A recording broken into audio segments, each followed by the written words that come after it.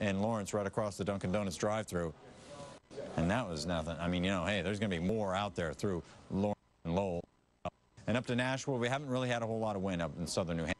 Gusts to 36 miles an hour in Hyannis. We can expect worse here, 60 to 70 miles per hour. It's going to be really tough driving on Route 6, just based on the wind alone as we go through Monday afternoon, 3 to 6 o'clock. 50 to 60 miles per hour in Boston, up through Cape Ann, and then north and west of the city. This is where we have somewhat of a protection zone where the air is a little bit cooler, a little more stable. That keeps the wind, the strongest winds, away from this region. So we're not expecting much in the way of power outages. Some scattered power outages, yeah, but in terms of like the ice storm and the snowstorm from last October, no, it's not going to be as bad out through Orange and Fitchburg and out through even Lawrence, up into Groton and Pepperell, and then down through. These will possibly just,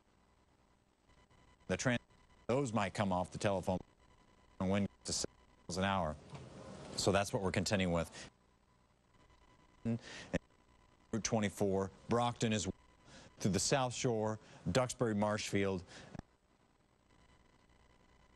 Chris?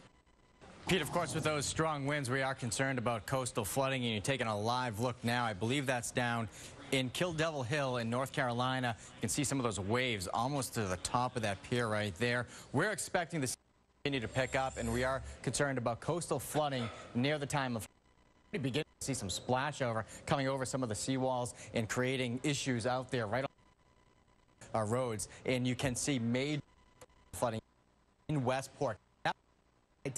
That's around 8:30 this evening. In fact, from Westport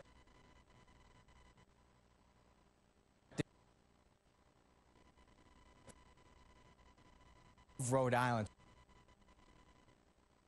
into New York City this afternoon into the high, moderate coastal flooding Haven into Sandwich, already beginning to see along portions of the South Shore and North Shore.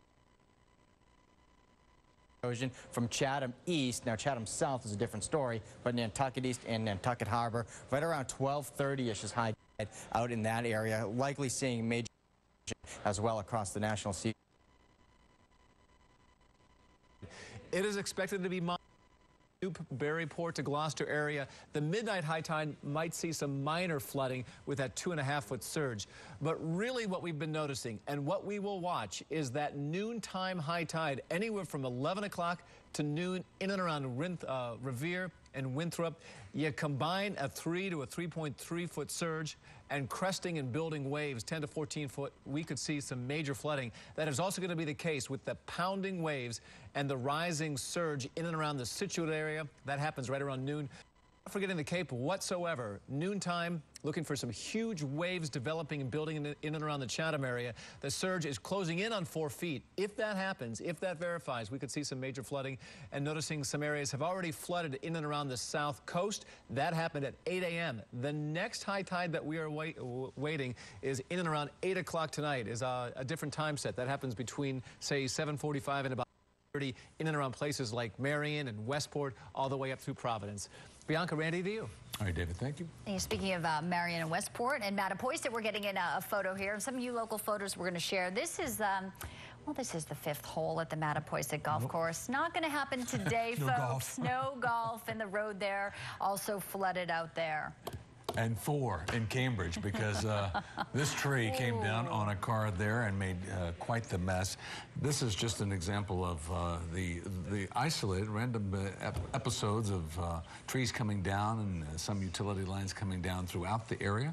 We appreciate your sending in those photos. If it's safe to go out and take a photo, please send it in to us. And we feel bad for all the aggravation. Yeah. I mean, a tree on the car, just not good stuff. And we want to go back out live to the coast now. Bob Halloran is live in Revere, right along the seawall there, along Revere, Winthrop area, that little stretch where some roads have also been closed, Bob.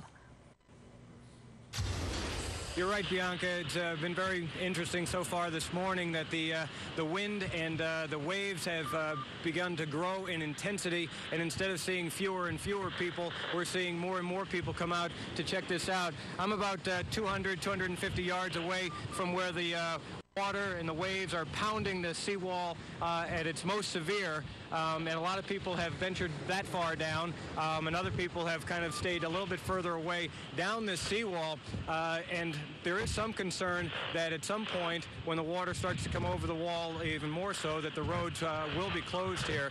A couple people right here standing around. This is Mark and Karen. You guys are from Melrose, but you journeyed down here today just to see the sights. Yeah, journey down, grab some breakfast, and enjoying the sights. And you are enjoying it. Disappointed by what you've seen? Not at all. It's amazing. Wanted to get here before the high tide, though. And so what is your concern as far as when it's time to leave? When will you know that it's time to get out of here and back to safety? Shortly. I'm getting sprayed pretty good now, so. Just we've all noticed that, haven't we? It's picked up. Just in the past 20 minutes, it's picked up. And that's what they're telling us, that high tide around noon today and everything. So probably time for you guys to dry off and get back home. Yes. Yep. Break up the fireplace. All right, thanks very much. There's also people out here today walking their dogs, and you know, at this point, again, we can feel the wind and the rain starting to pick up, and it does feel like it is raining now. It's not just the mist coming off the water. We're getting a little bit more precipitation, and again, we'll just give you an opportunity to check this out. It's really quite dynamic. The waves have continued to pick up, and we'll continue to report from Winthrop Shore Drive. But for now, Bob Haller in News Center 5, reporting live. Bob, as you say, beautiful to watch if you're careful and stay far enough back. But it's a beautiful scene all along the coastline. That's why so many people stay in their communities, even though they're at risk, because that's why they're there. They enjoy the drama of the ocean. There's a lot of drama, and it's spectacular to see, especially from the comfort of your own home. And we hope that's where you are right now. Extended coverage for you as we take a live look here. Before we hit the break, this is Chatham. Full coverage, team coverage on Tracking Sandy. Next stop.